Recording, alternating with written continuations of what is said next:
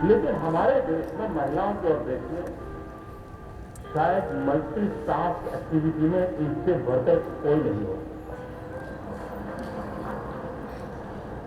वो एफएम पर गाने भी सुनती होगी, मोबाइल पे बात भी करती हो और पढ़ाई भी करती हो।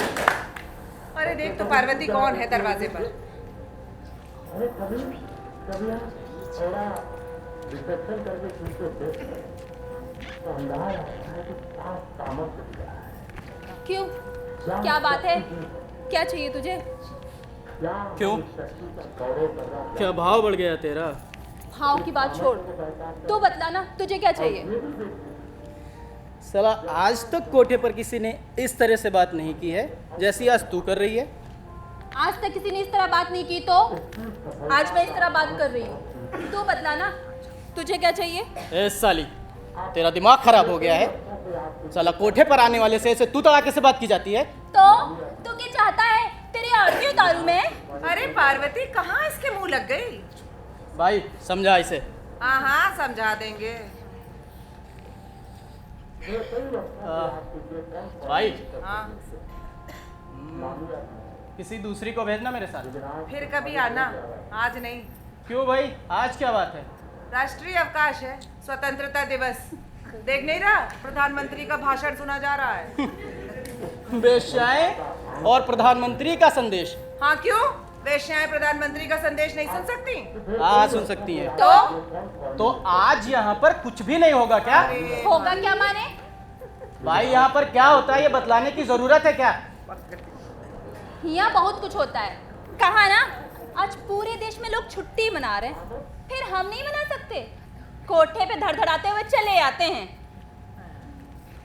ठीक है भाई, मनाओ स्वतंत्रता दिवस। हाँ हाँ तू निकल। आजा पार्वती। साला हमारे पार्लियामेंट में आज के लिए भी आ जितने महिला स्पीकर आए बगा दिया ना। हाँ। तो मेरा तो ले जाओ।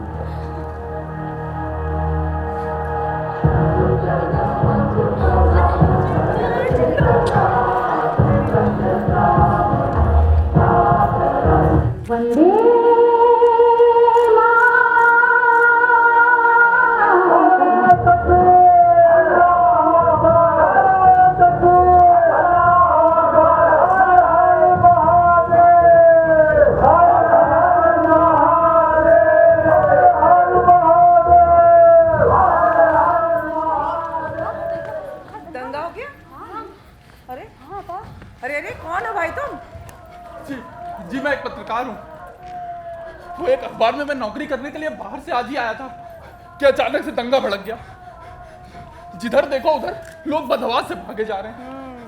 मैं भागते भागते वहां तक पहुंचा, वो इत्तेफाकन नीचे दरवाजा खुला हुआ था तो मैं ऊपर आ गया। दरवाजा बंद कर दिया ना? बंद कर दिया। आओ भीतर आ जाओ। आओ बैठो।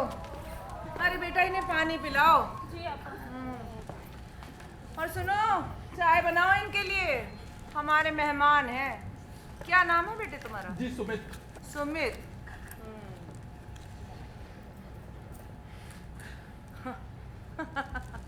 क्या देख रहे हो? यहाँ मर्द आते हैं और चले जाते हैं। जी मैं कुछ समझा नहीं। अरे ये कोठा है और हम सब वेश्याएं। क्या? अरे घबराओ नहीं, जब तक बाहर दंगा खत्म नहीं हो जाता तुम यहाँ आराम से रह सकते हो। बहुत शुक्रिया आपका। पता नहीं एक आदमी एक अनजान शहर में किस किस की उम्मीदें और दुआएं लेकर रोजी रोटी के जुगाड़ में आता है, और आते ही उसका सामना होता है दंगे फसाद से। क्या हो रहा है लोगों को? क्यों अपना आपा खो रहे हैं सब लोग? जो पढ़े लिखे हैं वो भी। बेटे जी तुम यहाँ आराम कर लो, और सुनो, घबराना नहीं। जब तक बाहर दंगा खत्म नहीं हो जाता हमारा धंधा भी बंदी समझो। जी बहुत बहुत शुक्रिया आपका। चलो जी साहब, खिड़की दरवाजे बंद करो सब। चलो जल्दी जल्दी, दंगा हो गया।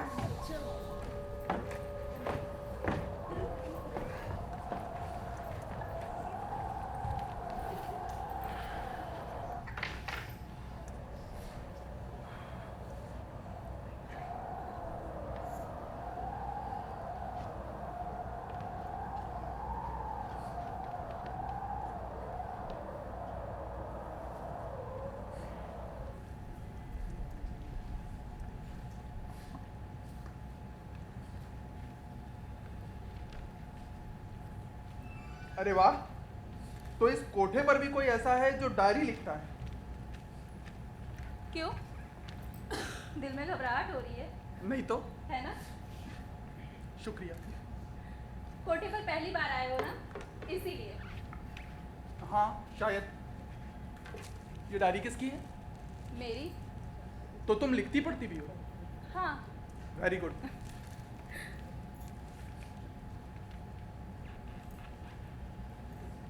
जब बेटी बिकती है तो उसे वेश्यावृत्ति कहा जाता है, और जब बेटा बिकता है तो दहेज कहलाता है। वाह रे समाज, क्या क्या रूप है तेरे।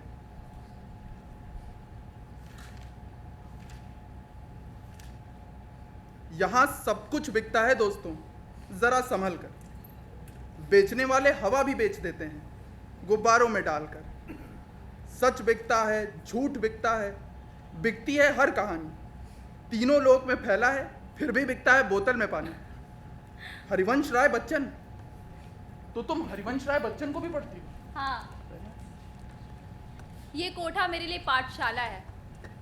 जब मेरे जख्म मुझे पीड़ा देने लगते हैं, तब लिखकर अपने जख्मों पे मरहम लगा लेती हूँ। तुम भी सोचते होगे बेटा आपा? कि नए शहर में आकर कहाँ फंस गया। ऐसा नहीं है, मैं तो महसूस कर रहा हूँ कि एक घर से निकलकर मैं दूसरे घर में आ गया हूँ। घर? अरे घर तो घर होता है, ये भला घर कहाँ। अब इस दुनिया के लिए होगा ये कोठा, पर मेरे लिए तो घर ही है, जिसमें रहने वाले लोगों ने संकट की घड़ी में मुझे आश्रय दिया। इज्जतदार आदमी हो तो उसे इज्जत ही मिलती है, और हम कौन है किसी को इज्जत देने वाले। अरे हमें तो समाज ने पहले ही इज्जत आबरू से काट कर अलग कर रखा है। अरे मैंने देखा है बहुत से इज्जतदार घरानों को, उनके खुद के घरों में कितनी सड़ान भरी हुई होती है। अब बाहर से सब कुछ कहाँ दिखता है। अब कौन देखता है बेटे इन सब बातों को। हम तो पहले से ही बदनाम औरतें हैं। तुम तो लिखते हो? हाँ, कोशिश कर लेता हूँ। सुनो, हाँ। तुम कुछ अपने बारे में बतलाओ। यहाँ रहोगे तो धीरे धीरे सब समझ जाओगे। मैं कौन हूँ, कहाँ से आई हूँ। तुम तो लिखते पढ़ते हो ना। एक बात बताओगे, वेश्याएं कब से होंगी समाज में? तो तुम भी ऐसा सवाल कर सकती हो। हाँ, क्या मैंने गलत सवाल पूछ लिया? नहीं नहीं, तुमने बिल्कुल सही सवाल किया, और ये तुम्हारी मुक्ति का कारण बन सकता है। मुक्ति का कारण? हाँ, तुम बहुत जल्दी इन पिंजरों से आजाद हो सकती हो। सच? हाँ, ये सच हो सकता है। हाँ, ये सच हो सकता है। पर क्या? बहुत से लोग कहते हैं। क्या कहते हैं लोग? यही कि वेश्याओं को सपने नहीं देखने चाहिए। अच्छा, तो क्या वेश्याओं को सिर्फ सपने बांटने चाहिए? हाँ, हमें सिर्फ सपने बांटने चाहिए। जो लोग हमारे पास आते हैं उन्हें खुश रखना चाहिए। देखो पार्वती, ये परंपराओं और कुप्रथाओं को ओढ़ने बिछाने वाले लोग यही कहते हैं, और तो और लोग तो ये भी चाहते हैं कि वेश्याएं हमेशा रहें इस समाज में। पर तुम ही बताओ, जो गलत है वो गलत नहीं है। क्या जो तुम कह रहे हो वो सच हो सकता है? हाँ, तुम सबकी मुक्ति हो सकती है। मैं उस घड़ी का इंतजार करूंगी। इंतजार नहीं, संघर्ष। तुम्हें संघर्ष करना होगा पार्वती। संघर्ष? हाँ।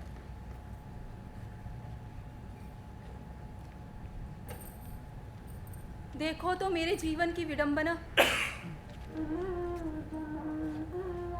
घर से मंदिर, मंदिर से वेश्यालय, वेश्यालय से मरघट, पहले देवदासी बनाया, फिर वेश्या। कई बार मंदिर में जाकर भगवान से पूछा भी था कि एक वेश्या को सजा, या उसके परिवार को, या उसके पीढ़ी को। पीढ़ी दर पीढ़ी सजा भुगतने की कितनी भयानक प्रक्रिया है ये। क्या धर्म का यही मानवीय दर्शन है?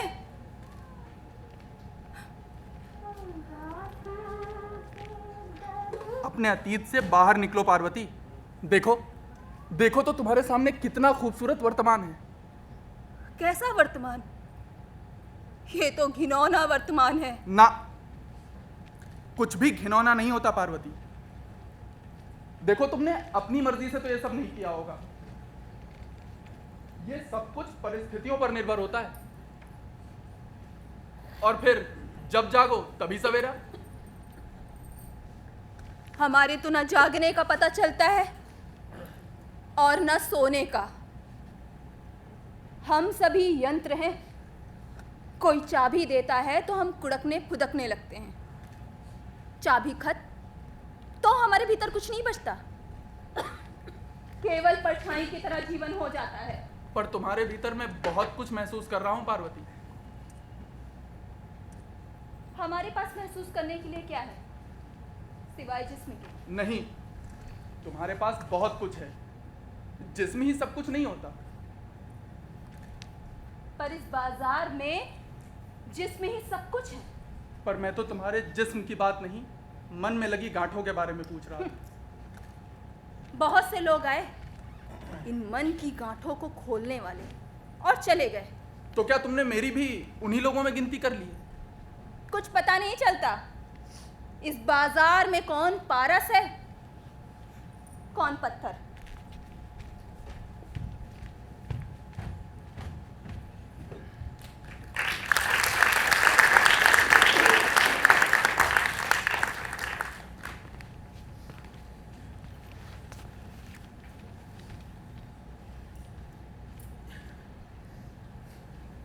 सच तो यह है कि पार्वती जितना अपनी गांठों को खोलने की कोशिश करती उतना ही उलझ जाती थी उसमें। अगले दिन भी कर्फ्यू नहीं खुला था। सड़कों पर पुलिस थी और गलियां सूनी पड़ी थी। चारों तरफ थी तो सिर्फ अफवाहें। कोठे पर वेश्याओं के पेट भूख से कुलबुलाने लगे थे। उनके पेट में जलन सी होने लगी थी और वो बार बार पानी पीकर अपने पेट में लगी आग को ठंडा करने की कोशिश करती। उधर सुमित के मन में भी नए नए सवाल जन्म ले रहे थे कि भला किस कानून में लिखा है कि कर्फ्यू में भूख और प्यास से मर जाना चाहिए? सरकारें क्या करती हैं ऐसे में? अदालतें चुप क्यों रहती हैं? अवार्ड वापसी गैंग, बिंदीधारी गिरोह, मानवाधिकार आयोग वगैरह वगैरह ऐसे मौकों पर क्या कर रहे होते हैं? पूरे देश से समाज सेवा के नाम पर लाखों रुपए लूटने वाले स्वयंसेवी संगठन और उनके नुमाइंदे भला ऐसे नाजुक मौकों पर किस गुफा में जाकर छुप जाते हैं? खैर, अब भूख सबके बर्दाश्त के बाहर होने लगी थी। पिछली गली में परचून की दुकान पर मिट्टी का तेल मिल जाए, यह सोचकर सुमित खाली कनस्तर लेकर निकल पड़ा।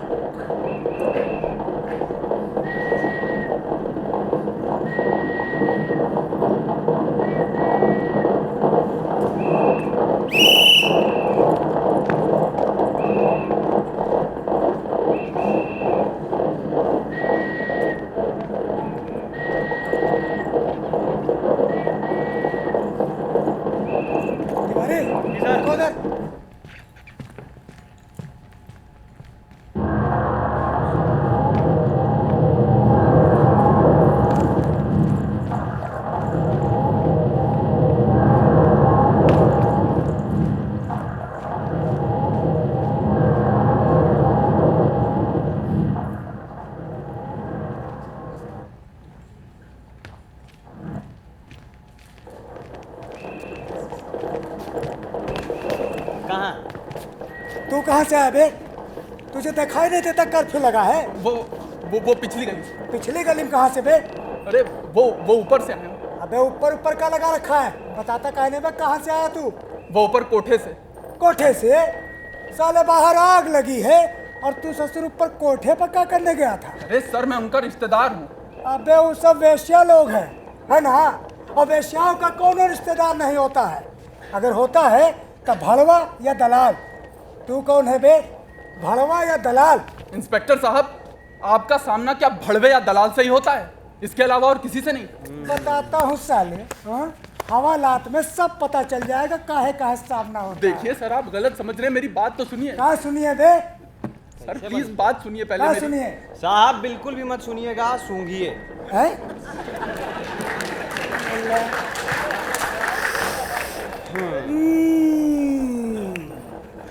कहाँ से आग लगा क्या रहा है बे? देख रहे हैं आप लोग, साला पूरा कनस्तरा खाली कर दिया है। आतंकवादी है सर आप गलत समझ रहे हैं, देखिए बात सुनिए आप। समझेंगे, सही भी बात सुनिए, देखिए सर, देखिए सर बात सुनिए आप। गलत कर रहे हैं सर, गलत कर रहे हैं सर।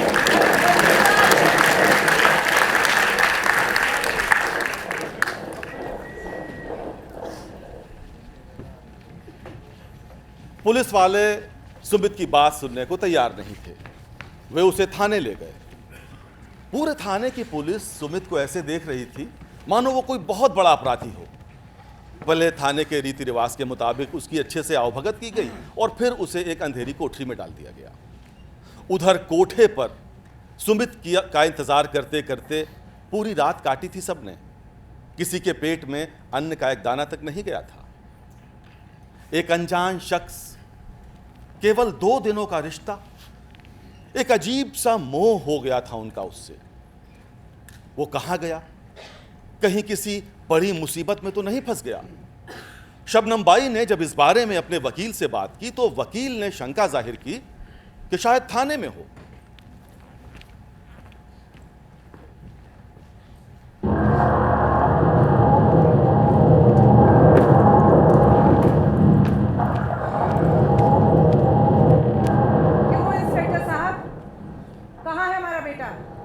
कर्फ्यू में घूम रहा था, बंद कर दिया। काम से गया था, कोई सैर करने नहीं गया था बाहर? हमें ये सब ना बताओ। तो क्या बताएं तुम्हें? हमको ये सब कुछ मालूम नहीं है, बुझ रही हैं? हाँ, तो हमें मालूम है कि तुम्हें क्या मालूम है। ये लो।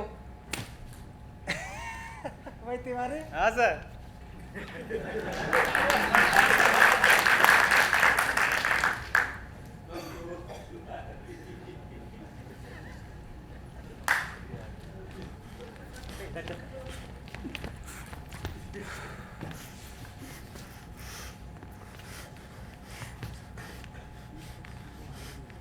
अरे हम कौन है तुम्हारी? बोलो, कौन है हम तुम्हारी? क्यों इतना बड़ा खतरा उठाया तुमने हमारे लिए? अरे ये खाकी वर्दी वाले तुम्हें गोली मार देते तो जानते हो क्या होता?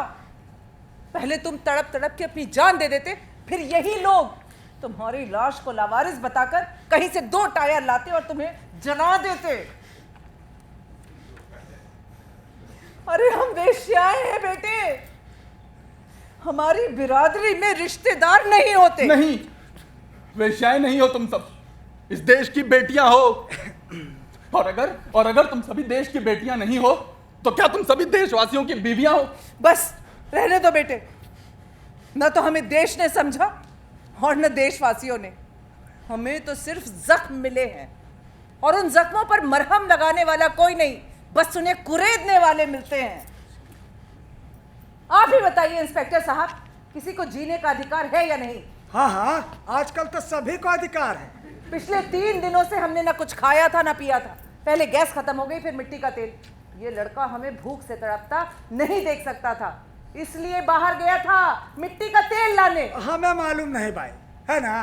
पर कर्फ्यू में बाहर घूमना जुर्म है, सो हम इसे हवालात में डाल दिए। और वो जो दिन रात आग लगाते फिर रहे हैं, उनमें से कितनों को तुमने हवालात में डाल दिया? हमें ड्यूटी करना मत सिखाओ शबनम भाई, है ना? हमें क्या करना है हम अच्छी तरह से जानते हैं। इंस्पेक्टर, अगर किसी को अपनी ड्यूटी सही तरीके से करनी नहीं आती है तो उसे सीख लेनी चाहिए। केवल वर्दी पहन लेने से कुछ नहीं होता। तो तू हमें सिखाएगी ड्यूटी करना है? थाने में हमें बताएगी कि हमें क्या करना है? साली तेरी ही जुर्रत है? अरे तू एक वेश्या है, कोठा पर अपना शरीर बेचने वाले। बस अब बस इंस्पेक्टर, अगर अब तूने मेरी माँ को उल्टा सीधा कहा तो अच्छा नहीं होगा। अबे अगर ये तेरी माँ लगती है तो धंधा करा रहा है तू इससे? बोल, वे ले जा अपने घर। हाँ हाँ ले जाऊंगा अपने घर, तू फिक्र मत कर। करता है। चलो माँ।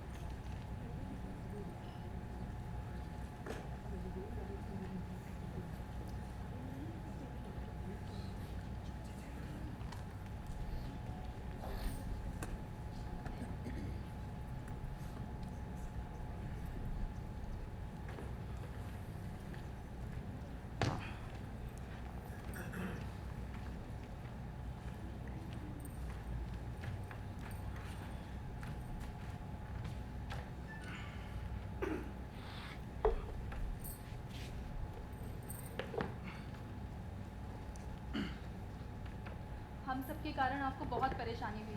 आप सबके कारण नहीं, बल्कि समाज के कुछ स्वार्थी लोगों के कारण। फिर भी मेरे जीवन में आप पहले इंसान हैं जिनकी मौजूदगी से मुझे एक नया एहसास हुआ। वरना अब तक सैकड़ों लोग आंधी की तरह आए और तूफान बरपाकर चले गए। हर तरह के अनुभव से हमें कुछ सीखना चाहिए पार्वती। आप ठीक कहते हैं, पर तूफान से क्या सीखा जा सकता है? ऐसे तूफान से जो हमें रौंदता हुआ निकल जाए। वैसी स्थिति में हमें तूफान से जूझना चाहिए, उसका सामना करना चाहिए। आप भी हवालात में बिताई गई 3 रात तूफान से जूझे हैं। तूफान से नहीं, कुछ गैर जिम्मेदार पुलिसकर्मियों के गलत व्यवहार से। बात एक ही है। बात एक नहीं है पार्वती, फिर ये गलत लोग तूफान थोड़े ही हैं। मेरे जीवन में तो तूफान उस समय आया था जब मैं इस घर में, जिसे ये समाज कोठा कहता है, आया था। तभी से मेरे जीवन में नए दर्शन की शुरुआत हुई थी। उसी दिन मैंने निर्णय कर लिया था कि तुम सबकी मुक्ति के लिए कुछ काम करना है। सुमित भैया, सुमित भैया, क्या हुआ? लीजिए आपका खत आया है। अच्छा, ओके, मैं तुम्हें निकाल के दे दो।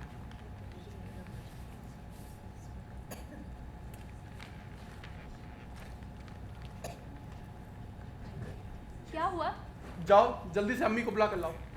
चल, अम्मी, आपा, अम्मी, आपा, अम्मी, सुमित भैया का खत आया है। खत आया है? अच्छा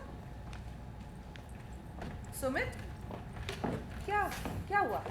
देखा अम्मी जान, मेरा ये घर जिसे आप कोठा कहती हैं, मेरे लिए कितना शुभ साबित हुआ। मुझे एक्सप्रेशन न्यूज में नौकरी मिल गई। ओ जुग जुग जियो मेरे बेटे, ये तो बड़ी अच्छी खबर सुनाई। अरे पार्वती, हाँ बा। ला जरा मेरे बेटे का मुंह तो मीठा कर जल्दी से। जी, बधाई हो बधाई हो भाई। तुम सभी का बहुत बहुत शुक्रिया। बहुत अच्छी खबर सुनाई भाई तुमने, मजा आ गया एकदम। बहुत बधाई हो बेटा, खूब अच्छे से काम करना, खूब तरक्की करो। अरे जल्दी ले आ। हाँ लाई आपा। मुझे लगता है ये जगह ही मेरे लिए शुभ साबित हुई। अब ये तो बेटा तुम्हारे देखने का नजरिया है, नहीं तो हमारी क्या वो है।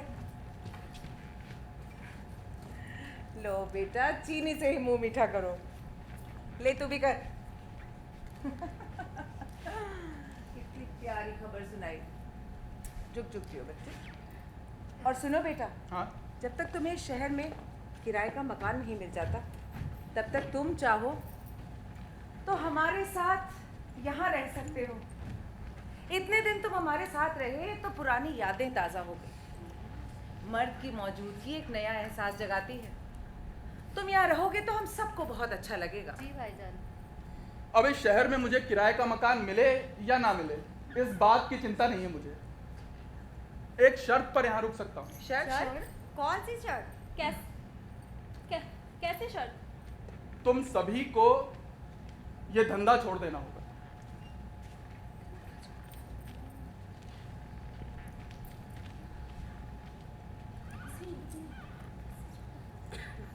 तुम क्या कहती हो पार्वती? तुमने कोई जवाब नहीं दिया। तुम कुछ तो बोलो। आखिर अपने भविष्य के बारे में कुछ तो सोचा होगा तुमने, या फिर इन्हीं अंधेरी और बदनाम गलियों में ही सड़ने का इरादा है? नहीं नहीं, ऐसी बात नहीं है। तुम कुछ कहना चाहती हो लेकिन कह नहीं पा रही हो, आखिर क्यों? नहीं नहीं, मैं कहना चाहती हूँ, पर तो फिर कहती क्यों नहीं? क्या कहना चाहती है, मुझे बता। क्या बताऊँ आपा? मेरा बेटा है। तो कब बताएगी? जब बेटा बड़ा हो जाएगा और जानने समझने लगेगा कि उसकी माँ रंडी है। पार्वती, अभी समय है, कहे देती हूँ, फिर बेटे से भी आंखें नहीं मिला पाएगी। और सुन, बेटा क्या तेरा अकेले का है? हम सब उसकी कुछ नहीं लगती? नहीं आपा, तू तो हमेशा से ही मेरी ताकत रही है। लेकिन ये लेकिन किंतु परंतु छोड़ दे, और सुमित ने जो पूछा है उसकी बात का जवाब दे, खुले दिल से।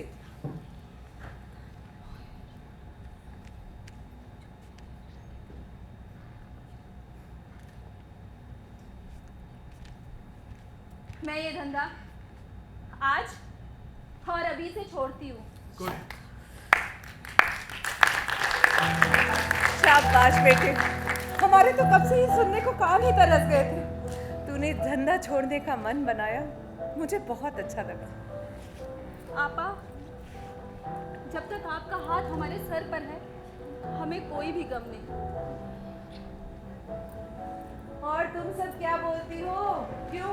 हसीना, रोजी, मुमताज, बोलो, तुम क्या कहती हो? अम्मी, पार्वती को सहारा देने के लिए तो ये आ गया है, पर हमारा कौन है यहाँ? पगली, तुझे अभी से पार्वती से जलन होने लगी? अरे हम सब एक हैं और एक दूसरे का सहारा बनेंगे। हसीना, तू बता। क्या बताऊं आपा, मेरी तो कुछ समझ में नहीं आ रहा है। क्या समझ नहीं आ रहा? अरे इतने बरस हो गए, अभी तक तुझे कुछ समझ ही नहीं आया।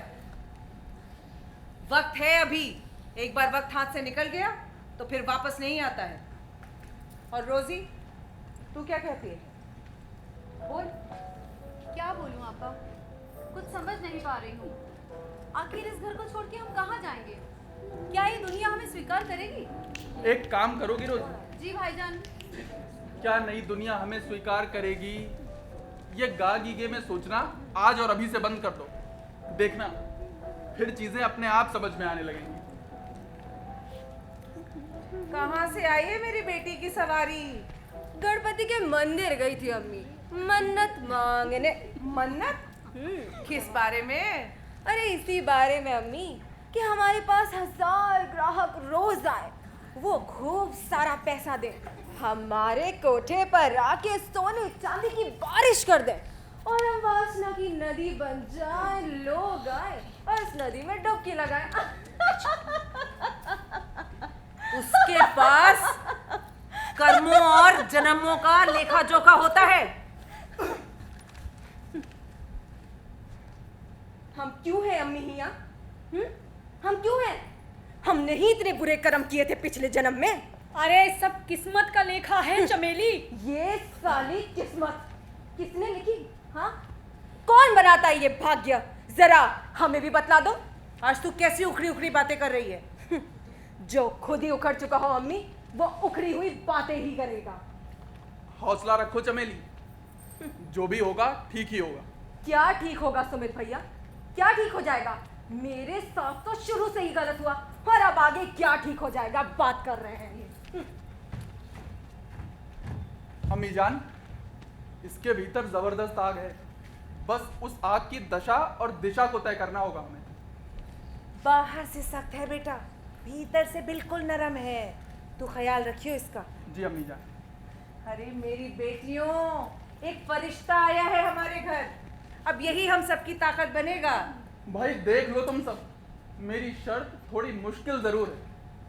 शर्त मुश्किल हो या आसान, केवल फैसला करना होता है और हम सब फैसला कर चुकी है।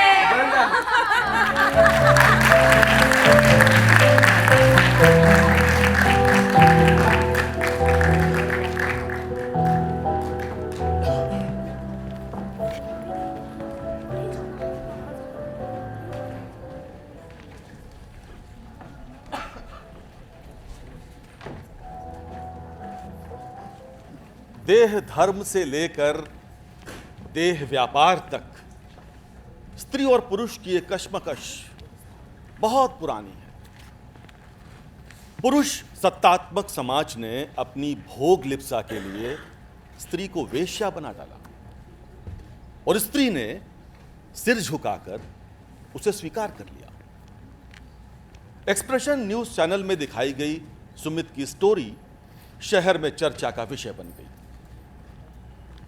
बहुतों ने स्टोरी में सुमित द्वारा उठाए गए मुद्दों को बाजारू कहकर खारिज करने की कोशिश की, तो कुछ ने उस पर फप्तियां भी कसी। लेकिन असलियत यह थी कि सुमित की स्टोरी ने पत्रकारिता जगत में एक हलचल सी पैदा कर दी थी और पूरे शहर की पुलिस सुमित को ढूंढने निकल पड़ी थी।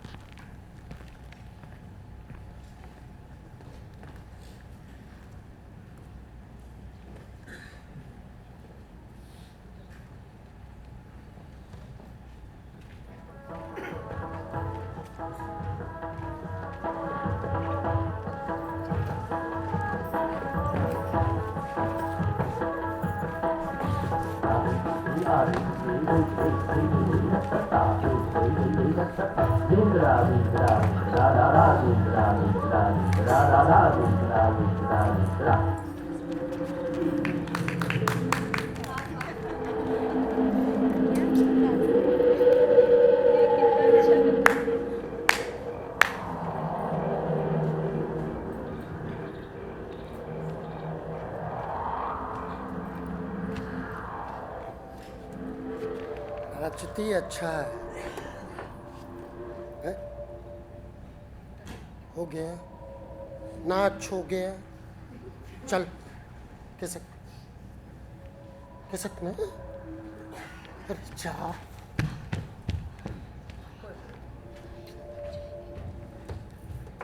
और तुम सबको क्या स्पेशल बोलना पड़ेगा?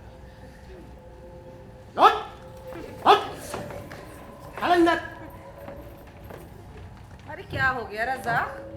मूड़ा तो लेके आई हो रज़ाक के लिए। तू सचिया गई है क्या? सचिया गई है जो ये सब उल्टा सीधा करने की सोच रही है? अरे धंधा करने वाली को बेटी बनाकर विदा करोगी तो सारा का सारा धंधा चौपट हो जाएगा। बात अच्छे से समझ ले।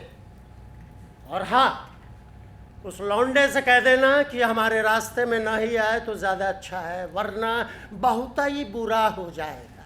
वो एक अच्छा आदमी है। माना वो अच्छा इंसान है, फिर हिया क्यों आता है? क्यों? हिया अच्छे इंसान नहीं आ सकते? अरे हिया कोई अच्छा काम होता है जो अच्छे लोग तेरी आरती उतारने आएंगे। जब तेरे जैसे भड़वे यहाँ आएंगे तो अच्छा काम होगा कैसे भला? हे शबनम भाई, मैं यहाँ आता हूँ तो तुम सबकी हिफाजत के लिए आता हूँ, वरना पुलिस है ना, वो एक ही दिन में तुम सबकी चमड़ियाँ उधेड़ करके रख दे। कोई किसी की चमड़ी नहीं उधेड़ता मियाँ, आखिर हम भी इंसान हैं। और सुन, हमारी हिफाजत की जहाँ तक बात है ना, तो तेरे जैसे स्वार्थी लोगों ने अपने स्वार्थ के लिए हमें इन पिंजरों में बंद कर रखा है। अच्छा ऐसी बात है तो क्यों नहीं तू इन पिंजरों को खोल करके फुर्र हो जाती? तो सुन ले हरामी, मैं और मेरी बेटियां ये धंधा छोड़ चुकी हैं। और मेरी बात सुन, सलाह मान मेरी, और तू भी इस धंधे से तौबा कर ले। आखिर ऊपर वाले को कुछ जवाब देना है कि नहीं? अरे ऊपर वाले को जवाब मैं बाद में दूंगा। अगर तूने धंधा छोड़ने का मन बना लिया है तो नीचे साले सेठ को क्या जवाब देगी तू?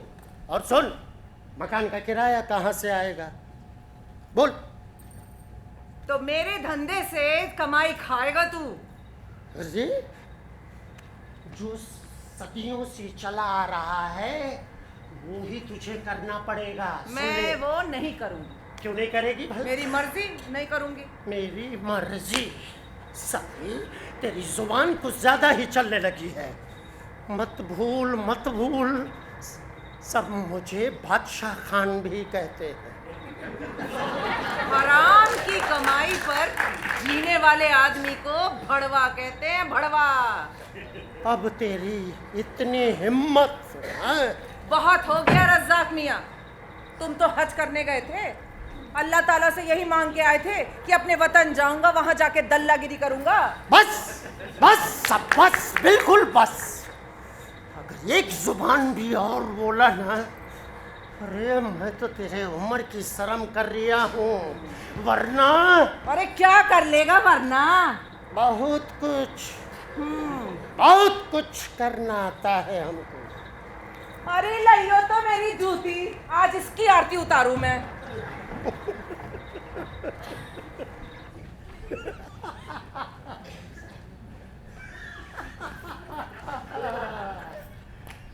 ठीक है शबनम भाई, ठीक है, मैं जाता हूँ।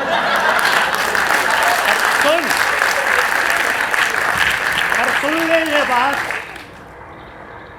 तुझे भी देख लूंगा और तेरी इन 2 टके की लौंडियों को भी देख लूंगा। हाँ चल हरामी।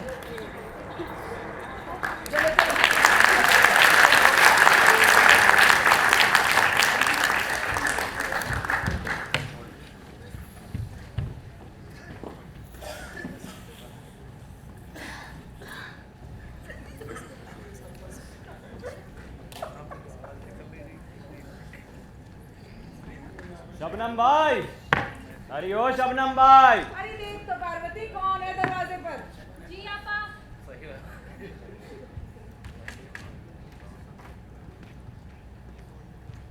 क्या बात है हवलदार, आज इधर का रास्ता भूल गए क्या? रास्ता नहीं भूला, हाँ साहब ने तेरा रास्ता याद जरूर दिलाया है। साफ साफ बोल, बात क्या है? तो साफ साफ सुन, साहब ने तुझे थाने बुलवाया है। थाने बुलाया? लेकिन क्यों? अरे मैं क्या जानूं, लेकिन हुआ क्या है जो मुझे थाने पर बुलाया है? मुझे क्या मालूम। देख भाई जल्दी कर, मेरे पास ज्यादा टाइम नहीं है। हाँ हाँ भाई, कुछ भपकी दिखाना चाह रहा होगा। अच्छा सुन, प्यास नहीं बुझाएगी भाई? हमने पुलिस वालों के लिए प्याऊ नहीं खोला हुआ है। आपा, आपा। हाँ हवलदार है। अरे क्या हो गया हवलदार, क्या चाहिए? ये चाहिए। साहब ने मुझे थाने पर बुलाया है। क्यों, तुम पुलिस वालों का किसी को चैन से रहते देखकर पेट नहीं भरता क्या? मुझसे मत उलझो शबनम भाई। क्या काम है तेरे साहब को? भैया मैं क्या जानूं। तू मैं आती हूँ तेरे साथ चलती हूँ। नहीं आपा, तो रहने दे, मैं देखती हूँ वो समझता क्या है अपने आप को। चल जल्दी आना। हाँ आपा, चल चल।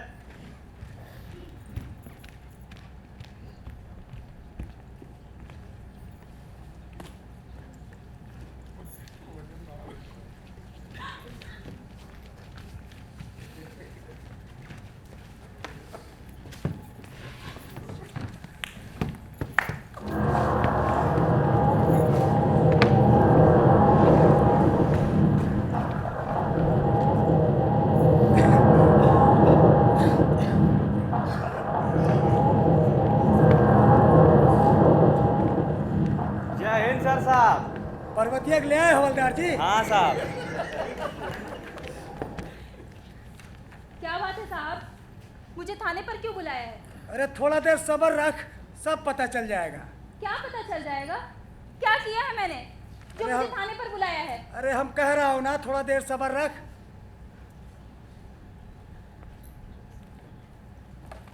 हाँ, तो लौंडा कौन है जो तेरा साथ रहता है? एक शरीफ इंसान। तो बोल उस शरीफ इंसान को कि बदनाम बाजार में नहीं रहे। तो कहाँ रहे वो? अरे साला कहूँ जाके रहे जहाँ शरीफ लोग रहता है, पूरा दुनिया पड़ा हुआ है। उसके यहाँ रहने से आपको क्या एतराज है? और याद रख तू भी कि वो अगर यहाँ रहेगा ना तो ओकरा के भी हवालात में बंद कर दूंगा। आप कौन होते हैं उसे हवालात में बंद करने वाले? साली तू कुछ ज्यादा जबान चलाने लगी है। जबान नहीं चला रही हूँ, अपने हक की बात कर रही हूँ। अरे तू कब से हक का बात करने लगी भाई जी? जब से यह एहसास हुआ है कि मैं गुलाम हूँ। औरतें तो पैदाइशी गुलाम होती हैं। नहीं, औरतें पैदाइशी गुलाम नहीं होती, गुलाम उसे आदमी बनाता है, रस्म और रिवाज बनाते हैं, परंपराएं बनाती हैं, जिन्हें मैंने कब का छोड़ दिया है। भाई तिवारी। हाँ सर। ये सब वो हीरो का असर लगता है। बिल्कुल है ना? हाँ। अरे तेरा क्या मालूम नहीं कि आदमी काहे आता है औरत के पास? बोल। काहे से कि ओकरे पास जिस्म होता है और तेरा पास जिस्म भी है और उमा गर्मी भी, दोनों है ना। अरे जौन दिन तू ठंडी पड़ जाएगी ना, ये तेरा हीरो कोनो दूसरे के पास चला जाएगा। नहीं, वो कहीं नहीं जाएगा, मैं उससे शादी कर रही हूँ। हाँ, तब बात यहाँ तक पहुँच गई है। हाँ, बात यहाँ तक पहुँच गई है। तब तो तेरा ऊपर वाला मालिक है। क्यों भाई तिवारी? जी सर। क्या किया जाए इसका? बहुत गर्मी चढ़ रही है कड़ा के। ऐसा करो। जी सर। हवालात में लेके जाओ। पर मेरा कसूर क्या है? अरे वेश्या कभी कसूर नहीं पूछती है। कहाँ चलूं? हवालात में। साहब आपको मालूम होना चाहिए, मैंने वेश्यावृत्ति छोड़ दी। हाँ, अभी कौन कहता है? मैं कह रही हूँ। मैं? यानी कि तू? यानी कि मेरे सामने खड़ी वेश्या कह रही है कि वह वेश्या नहीं है? हाँ हाँ, मैं वेश्या नहीं हूँ, नहीं हूँ मैं वेश्या। भाई तिवारी। जी सर। इससे हवालात का रास्ता दिखाओ, है ना। एक दो दिन हवालात में सड़ेगी तो एकरा के मालूम चल जाएगा कि एगो पुलिस अफसर से जबान लड़ाने का क्या मतलब होता है। अरे जाजा, बड़ा है पुलिस अफसर, तो पुलिस अफसर नहीं, बड़वा है, बड़वा। साली तेरा इतना हिम्मत है कि थाने में आकर पुलिस अफसर को भड़वा कहती है? हाँ हाँ, तो बड़वा है, बड़वा है तू, बड़वे। अगर तेरे अंदर बड़वेगिरी करने की इतनी आग है अपनी वर्दी उतार, कोठे की दहरी पर बैठकर ग्राहकों की दलाली खा। साली साहब ये तो बेहोश हो गई। अबे हो जाने बेहोश, एकरा कैसे खींच के हवालात में डाल दो। ठीक है।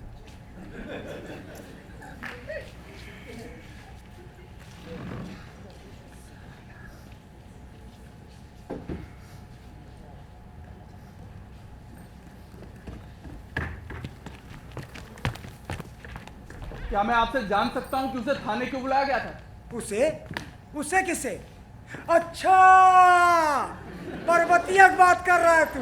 हाँ, पार्वती की बात कर रहा हूं मैं। तू कौन है बे? बोल, क्या रिश्ता है तोरा पार्वती से? मैं उससे शादी करने वाला अबे वो वेश्या है ना? और वेश्या किसी से शादी नहीं करती है। हाँ, 2-4 दिन बिस्तर जरूर गर्म करती है। इंस्पेक्टर! अबे चीखो मत, ये पुलिस थाना है, कोनो भड़वे का अड्डा नहीं। पर मुझे तो तुम जैसे वर्दीधारी इंस्पेक्टर और भड़वे में कोई फर्क नजर नहीं आता। अरे जाइए पत्रकार महोदय, थाने में शोरगुल क्यों करते हो भाई? भाई तिवारी जी सर। बता दो इसको कि हम वो अफसर नहीं हूँ जो आसानी से सस्पेंड हो जाए, है ना? अबे 30 लाख रुपया देकर ये थाने का पोस्टिंग लिया हूँ मैं, और कम से कम 1 करोड़ तो कमाना है मुझे। अच्छा, तो अब तू वेश्याओं की कमाई खाएगा, है ना? अबे ये लेन देन है बेटे, है ना?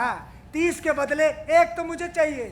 मैं थूकता हूँ तेरे जैसे घटिया अफसर पर, जिसके लिए पैसा ही सब कुछ है। साले, तेरा इतना हिम्मत है कि थाने में आकर एक पुलिस अफसर पर थूकता है? बताता हूँ साले, तो तू साले कैमरामैन साथ लेकर आया था? हाँ, और भी कुछ था जिसका पता तुझे कोर्ट में चलेगा। चल भाई तिवारी, ले चलो एकरा के, हैं? इसका इतना हिम्मत है कि थाने में कौन आए हमको कुछ भी कह के चला जाए। ले चलो साले को। चल साहब, आप इन्हें हवालात में बंद नहीं कर सकते। अब तू कौन है बे? मैं एक्सप्रेशन न्यूज का संपादक हूँ। अबे होगा तू संपादक साले। देखिए साहब, आप अपने अधिकारों का दुरुपयोग कर रहे हैं। तू बाहर निकल यहाँ से, हैं? नहीं साले तुझे भी हवालात में बंद कर दूंगा, सारी हेकड़ी निकल जाएगी। भाग साले।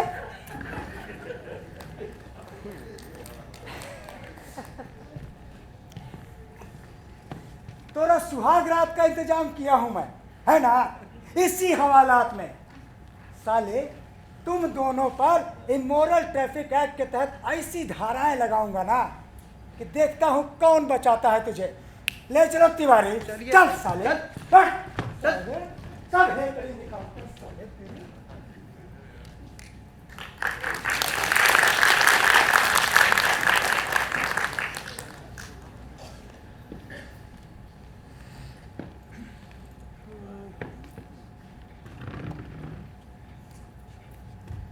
हवलदार, हाँ मेरी बेटी कहाँ है?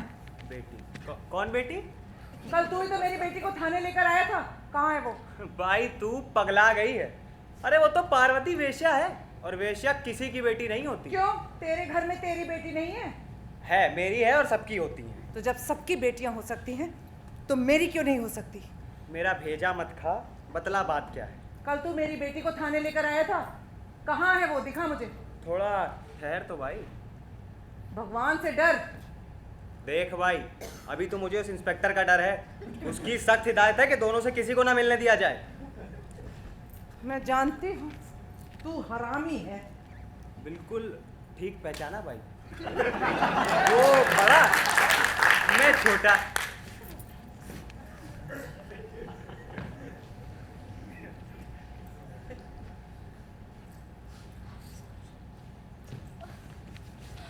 सुमित, तो पापा, पार्वती, पापा। एक माँ वो अफसर कह रहा था कि उसने इस थाने में पोस्टिंग के लिए पैसे खर्च किए और अब वो सबसे वसूलेगा। वो सही कह रहा है बेटे। इस थाने में पोस्टिंग के लिए पुलिस वाले बड़ी बड़ी रकम खर्च करते हैं। मुलाकात का समय खत्म हो गया भाई। चल बे, बात करने चलो चलो।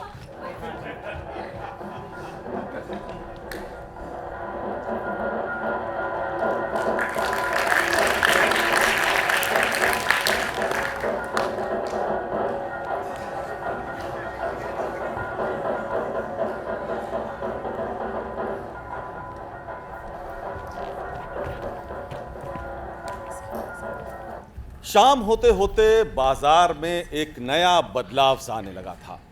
आज वो अपने छज्जों पर सज धज कर नहीं बैठी थी, बल्कि खुद को संघर्ष के लिए तैयार कर रही थीं। पूरे बाजार में एक भी कोठा ऐसा नहीं था जहां गुस्सा या आक्रोश न हो। धीरे धीरे सबने थाने को घेरना शुरू कर दिया।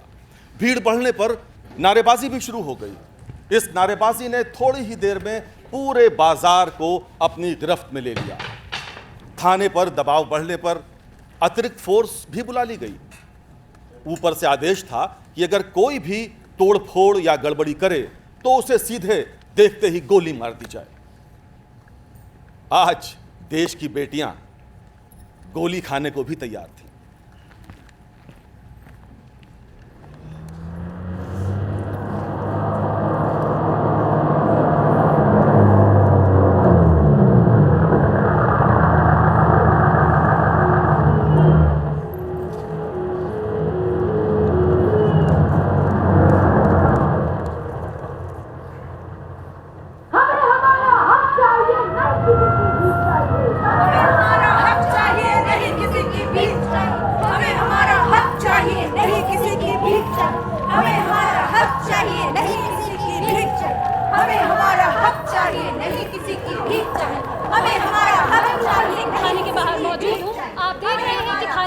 राष्ट्र की बेटियों का जमावड़ा और बढ़ता चला जा रहा है। थाने को चारों तरफ से वेश्याओं ने घेर लिया है। चारों तरफ ऐसा लग रहा है कि प्रदर्शनकारियों का सैलाब उमड़ा पड़ रहा है। प्रदर्शनकारियों में सबसे आगे उनका नेतृत्व कर रही है शबनम बाई।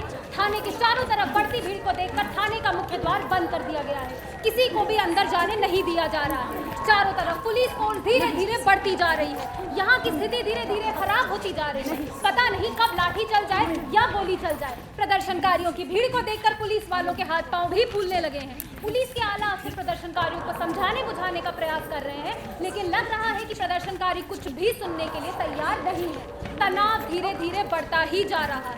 अरे ये क्या, लाठीचार्ज का आदेश पाते ही पुलिस फोर्स प्रदर्शनकारियों पर टूट पड़ी है।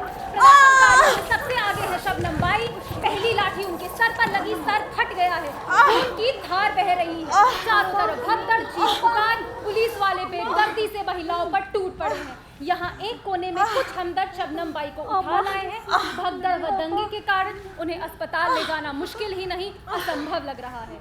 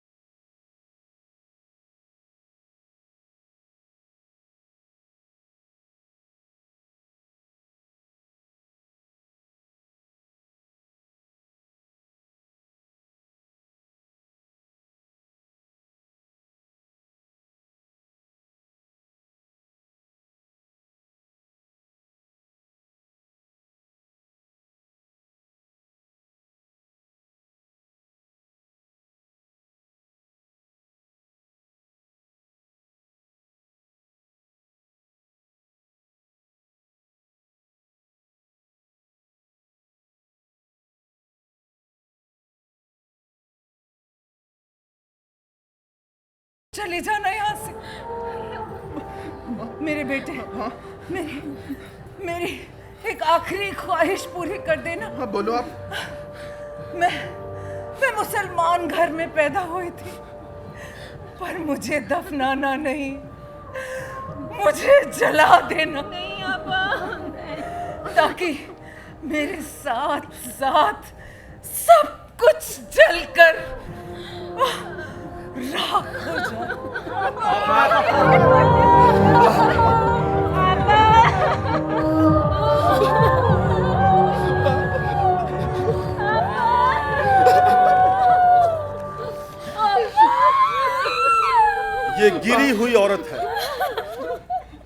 निहायत गिरी हुई वेश्या। अपने चारों तरफ देखो, कौन नहीं गिर रहा है।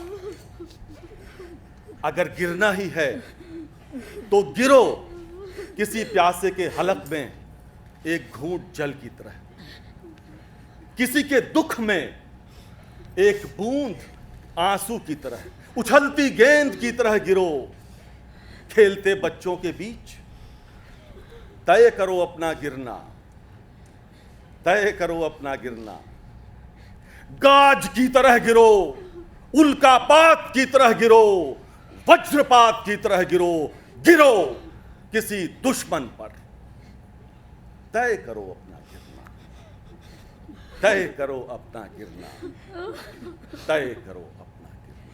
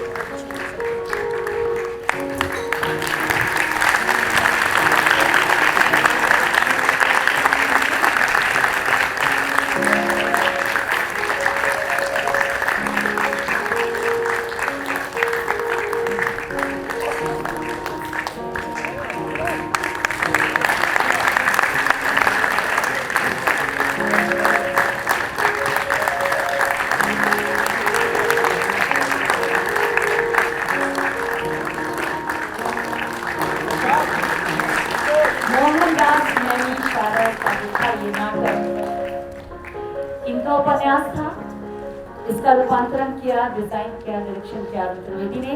बस 2 मिनट और चाहूंगी आपके, प्लीज आप बैठ जाएं 2 मिनट। अब मैं अपनी मुख्य अतिथि को बुलाना चाहूंगी, कृपया इन कलाकारों का ये गुलाब देकर इनकी हौसला अफजाई करें। तब तक मैं इंट्रोडक्शन भी करती जाऊंगी। विजय मिश्रा, विजय मिश्रा डीएनए के छात्र हैं। आपने देखी उनकी दमदार परफॉर्मेंस। और इसके बाद हमारे ये थे दीपक शर्मा, मनोज शर्मा डीएनए के छात्र हैं, को डायरेक्टर थे, what a wonderful actor. Dinesh Bhandari music पे थे, छोटा सा रोल भी किया। सचिन बहुत व्यस्त थे, इन्होंने बहुत छोटा सा रोल किया, बहुत मेहनत की। और साथ में राहुल महर्षि आपने देखा, सचिन जो कि हमारे करण हमारे स्टेज मैनेजर भी हैं, एक्टर का इन्होंने आपने देखा एज एन एक्टर। निधि को देखा आपने, संजना शर्मा और हमारे इन एक्टर को जिनको सुमित के नाम से आप ज्यादा जानते हैं, अब जान रहे होंगे, राखी जो कि एक एंकर के रूप में ज्यादा जानी जाती हैं, लेकिन आज आपने इनकी परफॉर्मेंस देखी, आपको अंदाजा लगा सकते हैं। मैं जोरदार तालियों चाहूंगी। सुधा को आपने देखा, और अनामिका कटारिया, आकांक्षा और हमारी प्यारी तानिया विराट, एडी मिश्रा जो कि एक नेशनल कमेंटेटर आपने देखा, दूरदर्शन में अधिकारी भी हैं, और हमारे रामजी शोकी। और आपने हमारी प्यारी सी बेटी को देखा जो कि आपके सामने पत्रकार के रूप में थी, उत्सवी और प्रतीक। और साथ साथ ये हमारी नाम बताइए, सावन ने क्या क्या आपको। हम सब जानते हैं कि जो पर्दे के सामने दिखते हैं वही सब कुछ है। नो, पीछे लोग इतने सारे हैं जो काम करते हैं लाइट्स पर। कासिम प्लीज आप आइए, कासिम बाबा, रमीज अहमद, काजल कुमारी, प्रवीण गौर, डॉक्टर राजेश कुमार मौर्य, जितेंद्र सिंह नेगी, चंद्रभान विश्वकर्मा, संजय, राजेश आगे, Rishi Gupta, Jairam, JD Sharma, Anita, Sanjay, Surendra Singh, thank you so much, जोरदार तालियां। कल भी ये प्रस्तुति 4 बजे होगी और शाम 7 बजे होगी। कल बहुत सारे ऐसे बच्चे जो कि रेड ब्रिगेड से जुड़े हैं वो देखने आएंगे, शाम को भी बहुत सारे लोग आएंगे। Thank you so much. और हमारी मैम जयलक्ष्मी शर्मा जी हमारे बीच रही, पूरा नाटक देखा, बहुत ही भावा गई थी और मुझे ऐसा लगता है कुछ कहना चाहती है, बहुत कम शब्दों में ज्यादा वक्त ले लेंगे आपका। बहुत बहुत धन्यवाद। मुझे पहले तो मुझे यहाँ बुलाने के लिए, और हम सब एकदम स्पीचलेस हैं। आपने झकझोर के रख दिया है हमको, एक ऐसे सच से सामना करा दिया है जिसको कि हम सब पीछे रखना चाहते हैं। और मैं चाहती हूँ डायरेक्टर को बनाया हाँ बिल्कुल।